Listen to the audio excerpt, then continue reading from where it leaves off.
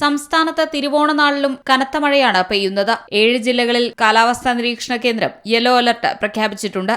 പത്തനംതിട്ട, ആലപ്പുഴ, കോട്ടയം, എറണാകുളം, ഇടുക്കി, കണ്ണൂർ, കാസർഗോഡ് ജില്ലകളിലാണ് yellow alert നിലവിൽ നൽകിയിരിക്കുന്നത്. 24 മണിക്കൂറിൽ 64.5 മില്ലിമീറ്റർ മുതൽ 115.5 മില്ലിമീറ്റർ വരെ മഴ ലഭിക്കുന്ന സാഹചര്യത്തെയാണ് ശക്തമായ മഴ എന്നതുകൊണ്ട് കേന്ദ്ര കാലാവസ്ഥാ വകുപ്പ് അർത്ഥമാക്കുന്നത്. ഇടിമിന്നലോടുകൂടിയ മഴയാണ് പ്രതീക്ഷിക്കുന്നത്.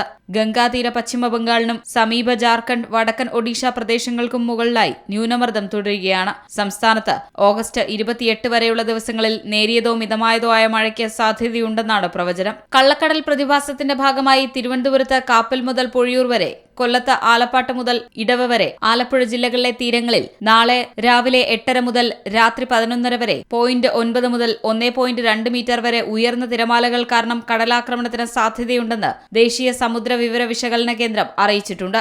കേരള, കർണാടക, ലക്ഷദ്വീപ് തീരങ്ങളിൽ ഇന്ന് മത്സ്യബന്ധനത്തിന് വിലക്കേർപ്പെടുത്തിയിട്ടുണ്ട്. News desk C Malayalam news. ഏറ്റവും പുതിയ വാർത്തകളും വിശേഷങ്ങളും വിരൽ തുമ്പിലറിയാൻ സി മലയാളം ന്യൂസ് എല്ലാ ഡിജിറ്റൽ പ്ലാറ്റ്ഫോമുകളിലും ലഭ്യം.